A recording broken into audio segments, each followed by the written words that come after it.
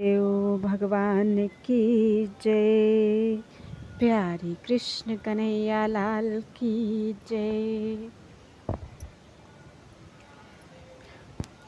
श्रीमद् भागवत महापुराण प्रथम स्कंध चल रहा है और आज है चौथा अध्याय, महर्षि व्यास का असंतोष। व्यास जी कहते हैं, उस दीर्घकालीन सत्र में सम्मिलित हुए मुनियों में विद्या वयोवृद्ध कुलपति ऋग्वेदी शौनक जी ने सूत जी की पूर्वोक्त बात सुनकर उनकी प्रशंसा की और कहा। शौनक जी बोले, सूत जी, आप वक्ताओं में श्रेष्ठ हैं तथा बड़े भाग्यशाली हैं। जो कथा भगवान श्री सुखदेव जी ने कही थी, वही भगवान की पुण्यमयी कथा कृपा करके आप हमें सुनाइए। वह कथा किस युग में, किस स्थान पर और किस कारण से हुई थी? मुनिवर श्री कृष्ण द्वैपायन ने किसकी प्रेरणा से इस परमहंसों की संहिता का निर्माण किया था? उनके पुत्र सुखदेव जी बड़े योगी, समदर्शी, भेदभाव रहित, संसार निद्रा से जगे एवं निरंतर एकमात्र परमात्मा में ही स्थित रहते हैं। वे छिपे रहने के कारण मूढ़ से प्रतीत होते हैं। व्यास जी जब सन्यास के लिए वन की ओर जाते हुए अपने पुत्र का पीछा कर रहे थे, उस समय जल में स्नान करने वाली स्त्रियों ने नंगे सुखदेव जी को देखकर तो वस्त्र धारण नहीं किया, परंतु वस्त्र पहने हुए व्यास जी को देखकर लज्जा से कपड़े पहन लिए थे। इस आश्चर्य को देखकर जब व्यास जी ने उन स्त्रियों से इसका कारण पूछा, तब उन्होंने उत्तर दिया कि आपकी दृष्टि में तो अभी स्त्री पुरुष का भेद बना हुआ है, परंतु आपके पुत्र की शुद्ध दृष्टि में यह भेद नहीं है। कुरु जांगल देश में पहुंचकर हस्तिनापुर में वे पागल, गूंगे तथा जड़ के समान विचरते होंगे। नगरवासियों ने उन्हें कैसे पहचाना? पांडव नंदन राजर्षि परीक्षित का इन मौनी सुखदेव जी के साथ संवाद कैसे हुआ, जिसमें यह भागवत संहिता कही गई? महाभाग श्री सुखदेव जी तो गृहस्थों के घरों को तीर्थ स्वरूप बना देने के लिए उतनी ही देर उनके दरवाजे पर रहते हैं जितनी देर में एक गाय दुही जाती है। सूत जी, हमने सुना है कि अभिमन्यु नंदन परीक्षित जी भगवान के बड़े प्रेमी भक्त थे। उनके अत्यंत आश्चर्यमय जन्म और कर्मों का भी वर्णन कीजिए। वे तो पांडव वंश के गौरव बढ़ाने वाले सम्राट थे। वे भला किस कारण से साम्राज्य लक्ष्मी का परित्याग करके गंगा तट पर मृत्यु पर्यंत अनशन का व्रत लेकर बैठे थे? शत्रुगण अपने भले के लिए बहुत सा धन लाकर उनके चरण रखने की चौकी को नमस्कार करते थे। वे एक वीर युवक थे। उन्होंने उस दुस्त्यज लक्ष्मी को अपने प्राणों के साथ भला क्यों त्याग देने की इच्छा की? जिन लोगों का जीवन भगवान के आश्रित है, वे तो संसार के परम कल्याण, अभ्युदय और समृद्धि के लिए ही जीवन धारण करते हैं। उसमें उनका अपना कोई स्वार्थ नहीं होता। उनका शरीर तो दूसरों के हित के लिए था। उन्होंने विरक्त होकर उसका परित्याग क्यों किया? वेदवाणी को छोड़कर अन्य समस्त शास्त्रों के आप पारदर्शी विद्वान हैं सूत जी, इसलिए इस समय जो कुछ हमने आपसे पूछा है वह सब कृपा करके हमें कहिए। सूत जी ने कहा, इस वर्तमान चतुर्युगी के तीसरे युग द्वापर में महर्षि पराशर के द्वारा वसु कन्या सत्यवती के गर्भ से भगवान के कलावतार योगी राज व्यास जी का जन्म हुआ। एक दिन वे सूर्योदय के समय सरस्वती के पवित्र जल में स्नान आदि करके एकांत पवित्र स्थान पर बैठे हुए थे। महर्षि भूत और भविष्य को जानते थे। उनकी दृष्टि अचूक थी। उन्होंने देखा कि जिसको लोग जान नहीं पाते, ऐसे समय के फेर से प्रत्येक युग में धर्म संकरता और उसके प्रभाव से भौतिक वस्तुओं की भी शक्ति का ह्रास होता रहता है। संसार के लोग श्रद्धाहीन और शक्ति रहित हो जाते हैं। उनकी बुद्धि कर्तव्य का ठीक ठीक निर्णय नहीं कर पाती और आयु भी कम हो जाती है। लोगों की इस भाग्यहीनता को देखकर उन मुनीश्वर ने अपनी दिव्य दृष्टि से समस्त वर्णों और आश्रमों का हित कैसे हो, इस पर विचार किया। उन्होंने सोचा कि वेदोक्त चातुर्होत्र अर्थात होता, अध्वर्यु, उद्गाता और ब्रह्मा, ये 4 होता हैं। इनके द्वारा संपादित होने वाले अग्निष्टोम आदि यज्ञ को चातुर्होत्र कहते हैं। तो उन्होंने सोचा कि वेदोक्त चातुर्होत्र कर्म लोगों का हृदय शुद्ध करने वाला है। इस दृष्टि से यज्ञों का विस्तार करने के लिए उन्होंने एक ही वेद के 4 विभाग कर दिए। व्यास जी के द्वारा ऋक, यजुः, साम और अथर्व, इन 4 वेदों का उद्धार पृथक्करण हुआ। इतिहास और पुराणों को 5वां वेद कहा जाता है। उनमें से ऋग्वेद के पैल, सामगान के विद्वान जैमिनी एवं यजुर्वेद के एकमात्र स्नातक वैशंपायन हुए। अथर्ववेद में प्रवीण हुए दरुणनंदन सुमंतु मुनि, इतिहास और पुराणों के स्नातक मेरे पिता रोमहर्षण जी थे। इन पूर्वोक्त ऋषियों ने अपनी अपनी शाखा को और भी अनेक भागों में विभक्त कर दिया। इस प्रकार शिष्य, प्रशिष्य और उनके शिष्यों द्वारा वेदों की बहुत सी शाखाएं बन गईं। कम समझ वाले पुरुषों पर कृपा करके भगवान वेदव्यास ने इसलिए ऐसा विभाग कर दिया कि जिन लोगों को स्मरण शक्ति नहीं है या कम है, वे भी वेदों को धारण कर सकें। स्त्री, शूद्र और पतित द्विजाति तीनों ही वेद श्रवण के अधिकारी नहीं हैं, इसलिए वे कल्याणकारी शास्त्रोक्त कर्मों के आचरण में भूल कर बैठते हैं। अब इसके द्वारा उनका भी कल्याण हो जाए, यह सोचकर महामुनि व्यास जी ने बड़ी कृपा करके महाभारत इतिहास की रचना की। शौनकादि ऋषियों, यद्यपि व्यास जी इस प्रकार अपनी पूरी शक्ति से सदा सर्वदा प्राणियों के कल्याण में ही लगे रहे, तथापि उनके हृदय को संतोष नहीं हुआ। उनका मन कुछ खिन्न सा हो गया। सरस्वती नदी के पवित्र तट पर एकांत में बैठकर धर्मवेत्ता व्यास जी मन ही मन विचार करते हुए इस प्रकार कहने लगे। मैंने निष्कपट भाव से ब्रह्मचर्यादि व्रतों का पालन करते हुए वेद, गुरुजन और अग्नियों का सम्मान किया है और उनकी आज्ञा का पालन किया है। महाभारत की रचना के बहाने मैंने वेद के अर्थ को खोल दिया है, जिससे स्त्री, शूद्र आदि भी अपने अपने धर्म कर्म का ज्ञान प्राप्त कर लेते हैं। यद्यपि मैं ब्रह्म तेज से संपन्न एवं समर्थ हूँ, तथापि मेरा हृदय कुछ अपूर्ण काम सा जान पड़ता है।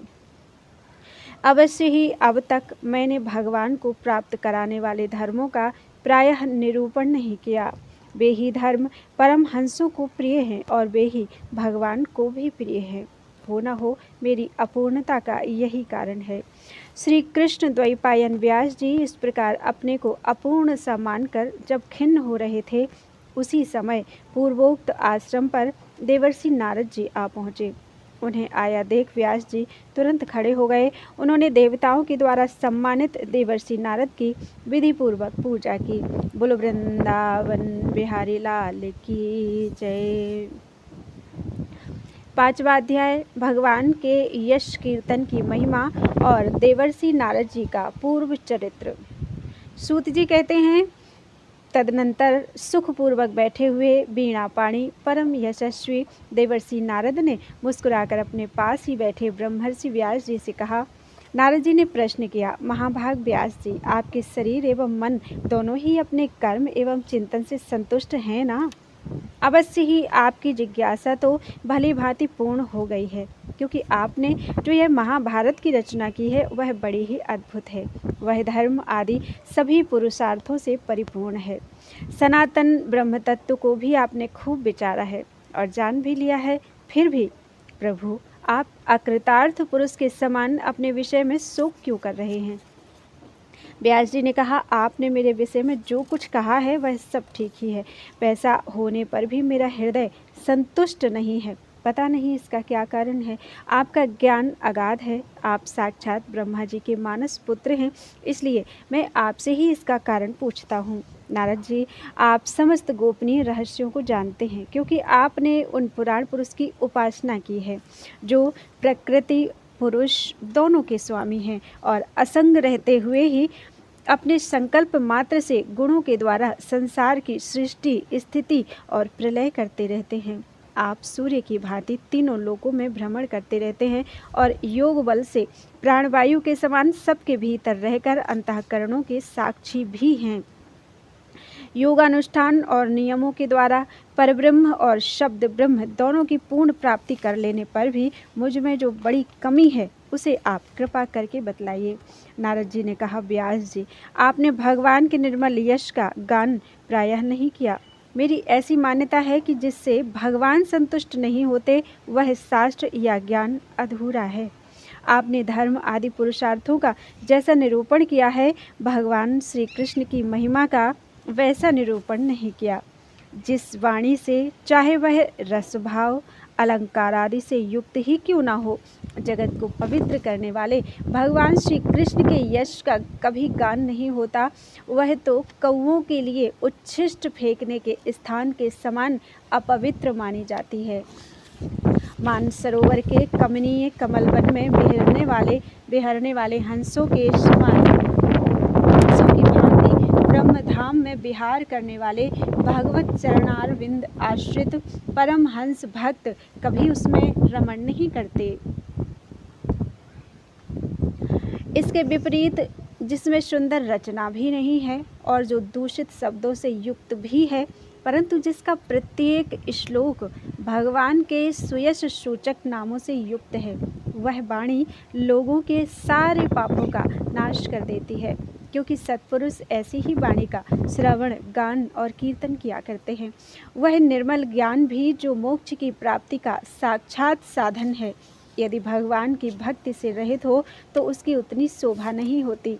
फिर जो साधन और सिद्धि दोनों ही दशाओं में सदा ही अमंगल रूप है, वह काम्य कर्म और जो भगवान को अर्पण नहीं किया गया है, ऐसा अहेतुक निष्काम कर्म भी कैसे सुशोभित हो सकता है।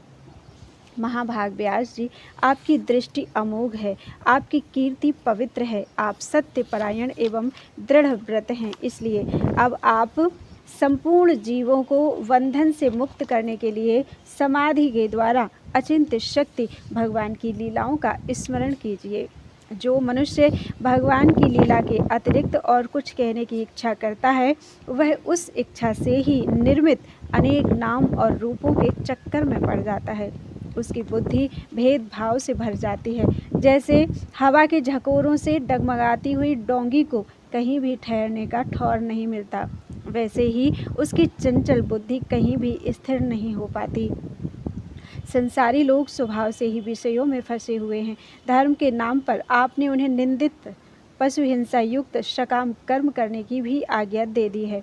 यह बहुत ही उल्टी बात हुई, क्योंकि मूर्ख लोग आपके वचनों से पूर्वोक्त निंदित कर्म को ही धर्म मानकर यही मुख्य धर्म है ऐसा निश्चय करके उसका निषेध करने वाले वचनों को ठीक नहीं मानते। भगवान अनंत हैं। कोई विचारवान ज्ञानी पुरुष ही संसार की ओर से निवृत्त होकर उनके स्वरूप भूत परमानंद का अनुभव कर सकता है। अतः जो लोग पारमार्थिक बुद्धि से रहित हैं और गुणों के द्वारा नचाए जा रहे हैं, उनके कल्याण के लिए ही आप भगवान की लीलाओं का सर्वसाधारण के हित की दृष्टि से वर्णन कीजिए। जो मनुष्य अपने धर्म का परित्याग करके भगवान के चरण कमलों का भजन सेवन करता है, भजन परिपक्व हो जाने पर तो बात ही क्या है। यदि इससे पूर्व ही उसका भजन छूट जाए तो क्या कहीं भी उसका कोई अमंगल हो सकता है। परंतु जो भगवान का भजन नहीं करते और केवल स्वधर्म का पालन करते हैं, उन्हें कौन सा लाभ मिलता है। बुद्धिमान मनुष्य को चाहिए कि वह उसी वस्तु की प्राप्ति के लिए प्रयत्न करे जो तिनके से लेकर ब्रह्मा पर्यंत समस्त ऊंची नीची योनियों में कर्मों के फलस्वरूप आने जाने पर भी स्वयं प्राप्त नहीं होती। संसार के विषय सुख तो जैसे बिना चेष्टा के दुख मिलते हैं, वैसे ही कर्म के फल रूप में अचिंत्य गति समय के फेर से सबको सर्वत्र स्वभाव से ही मिल जाते हैं। व्यास जी, जो भगवान श्री कृष्ण के चरणारविंद का सेवक है, वह भजन न करने वाले कर्मी मनुष्यों के समान दैवात कभी बुरा भाव हो जाने पर भी जन्म मृत्युमय संसार में नहीं आता। वह भगवान के चरण कमलों के आलिंगन का स्मरण करके फिर उसे छोड़ना नहीं चाहता। उसे रस का चस्का जो लग चुका है, जिनसे जगत की उत्पत्ति, स्थिति और प्रलय होते हैं, वे भगवान ही इस विश्व के रूप में भी हैं। ऐसा होने पर भी वे इससे विलक्षण हैं, इस बात को आप स्वयं जानते हैं। तथापि मैंने आपको संकेत मात्र कर दिया है।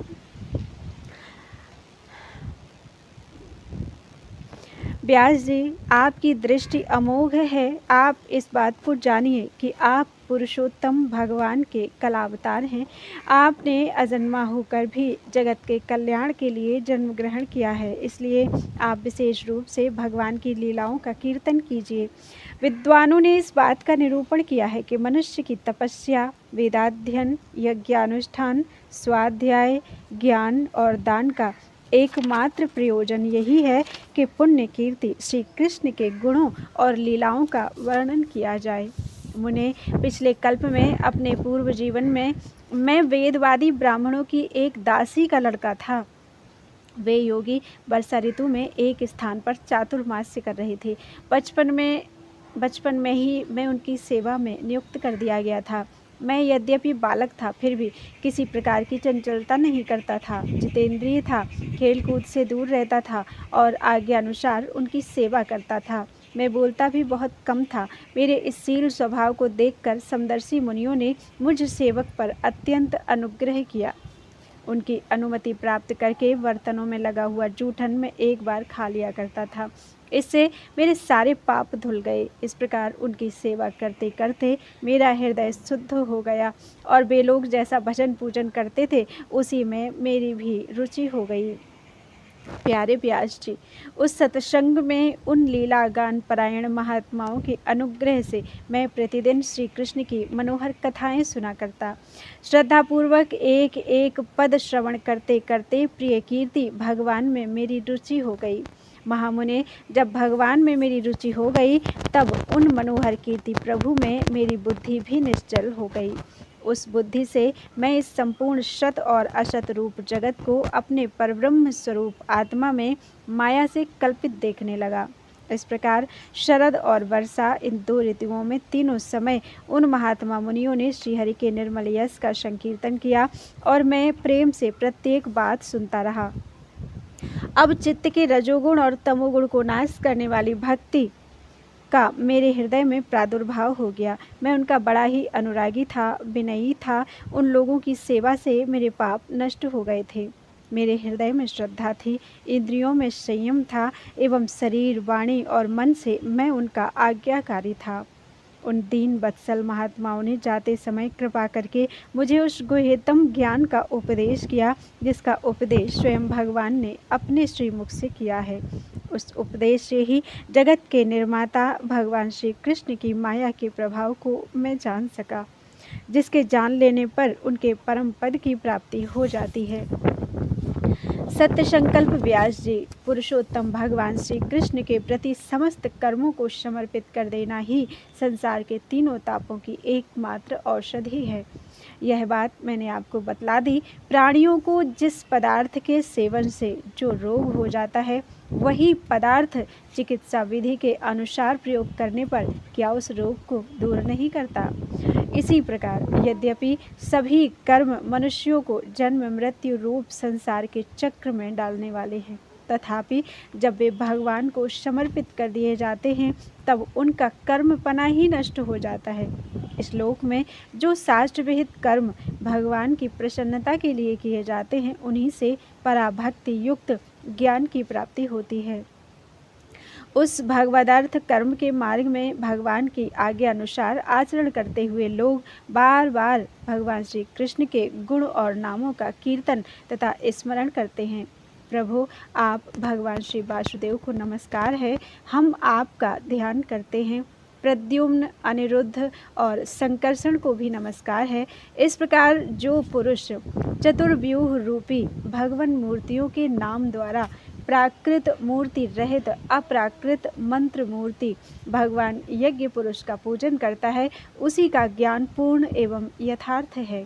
ब्रह्मन, जब मैंने भगवान की आज्ञा का इस प्रकार पालन किया, तब इस बात को जानकर भगवान श्री कृष्ण ने मुझे आत्मज्ञान, ऐश्वर्य और अपनी भाव रूपा प्रेमा भक्ति का दान किया।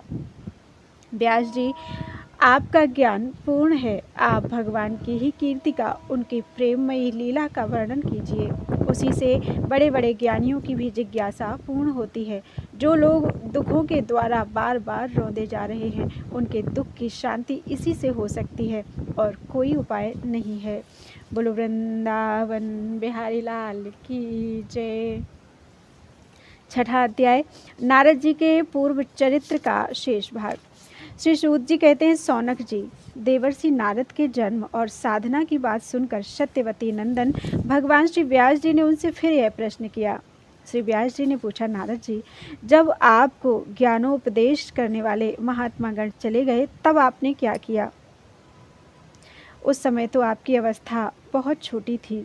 स्वयंभुव आपकी शेष आयु किस प्रकार व्यतीत हुई और मृत्यु के समय आपने किस विधि से अपने शरीर का परित्याग किया? देवर्षि, काल तो सभी वस्तुओं को नष्ट कर देता है, उसने आपकी इस पूर्व कल्प की स्मृति का कैसे नाश नहीं किया? श्री नारद जी ने कहा, मुझे ज्ञानोपदेश करने वाले महात्मा गण जब चले गए तब मैंने इस प्रकार अपना जीवन व्यतीत किया। यद्यपि उस समय मेरी अवस्था बहुत छोटी थी, मैं अपनी माँ का इकलौता लड़का था। एक तो वह स्त्री थी, दूसरे मूढ़ और तीसरे दासी थी। मुझे भी उसके सिवा और कोई सहारा नहीं था। उसने अपने को मेरे स्नेह पास से जकड़ रखा था। वह मेरे योगक्षेम की चिंता तो बहुत करती थी, परंतु पराधीन होने के कारण कुछ कर नहीं पाती थी। जैसे कठपुतली नचाने वाले की इच्छा के अनुसार ही नाचती है, वैसे ही यह सारा संसार ईश्वर के अधीन है। मैं भी अपनी माँ के स्नेह बंधन में बंधकर उस ब्राह्मण बस्ती में ही रहा। मेरी अवस्था केवल 5 वर्ष की थी। मुझे दिशा, देश और काल के संबंध में कुछ भी ज्ञान नहीं था। एक दिन की बात है, मेरी माँ गौ दोहने के लिए रात के समय घर से बाहर निकली। रास्ते में उसके पैर से सांप छू गया। उसने उस बेचारी को डस लिया। उस सांप का क्या दोष, काल की ऐसी ही प्रेरणा थी। मैंने समझा, भक्तों का मंगल चाहने वाले भगवान का यह भी एक अनुग्रह ही है। इसके बाद मैं उत्तर दिशा की ओर चल पड़ा। उस ओर मार्ग में मुझे अनेकों धन धान्य से संपन्न देश, नगर, गांव, अहीरों की चलती फिरती बस्तियां, खाने, खेड़े, नदी और पर्वतों के तटवर्ती पड़ाव, वाटिकाएं, वन, उपवन और रंग बिरंगी धातुओं से युक्त विचित्र पर्वत दिखाई पड़े। कहीं कहीं जंगली वृक्ष थे, जिनकी बड़ी बड़ी शाखाएं हाथियों ने तोड़ डाली थीं। शीतल जल से भरे हुए जलाशय थे, जिनमें देवताओं के काम में आने वाले कमल थे। उन पर पक्षी तरह तरह की बोली बोल रहे थे और भौरे मंडरा रहे थे। यह सब देखता हुआ मैं आगे बढ़ा। मैं अकेला ही था। इतना लंबा मार्ग तय करने पर मैंने एक घोर गहन जंगल देखा। उसमें नरकट, बांस, सेंठा, कुश, कीचक आदि खड़े थे। उसकी लंबाई चौड़ाई भी बहुत थी और वह सांप, उल्लू, सियार आदि भयंकर जीवों का घर हो रहा था। देखने में बड़ा भयावना लगता था। चलते चलते मेरा शरीर और इंद्रियां शिथिल हो गईं। मुझे बड़े जोर की प्यास लगी। भूखा तो था ही। वहाँ एक नदी मिली। उसके कुंड में मैंने स्नान, जलपान और आचमन किया।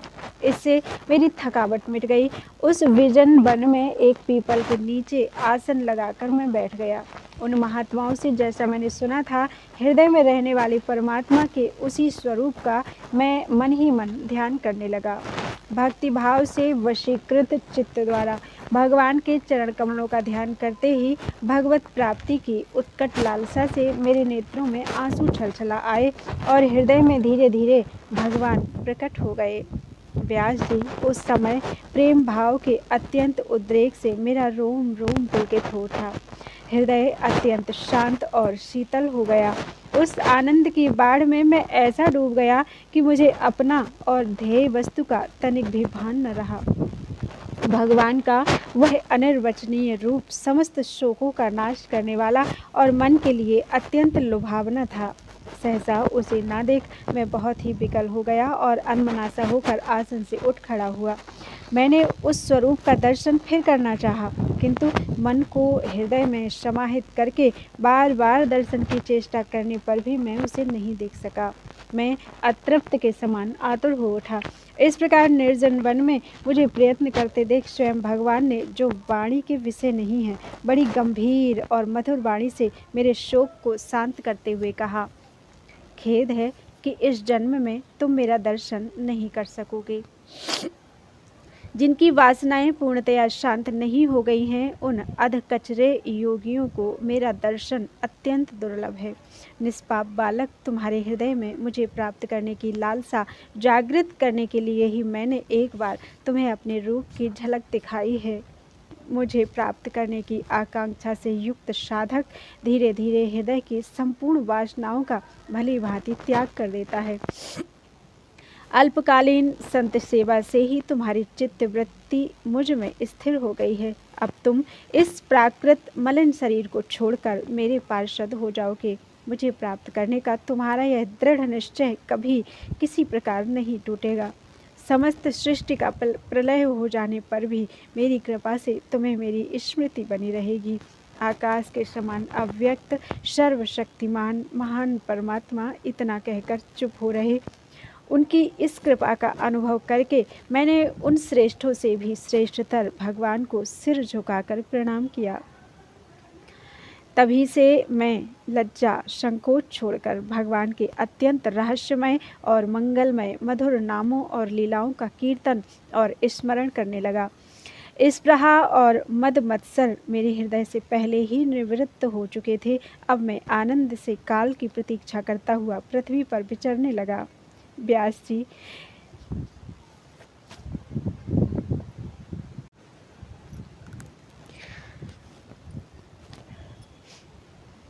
जी इस प्रकार भगवान की कृपा से मेरा हृदय शुद्ध हो गया, आसक्ति मिट गई और मैं श्री कृष्ण परायण हो गया।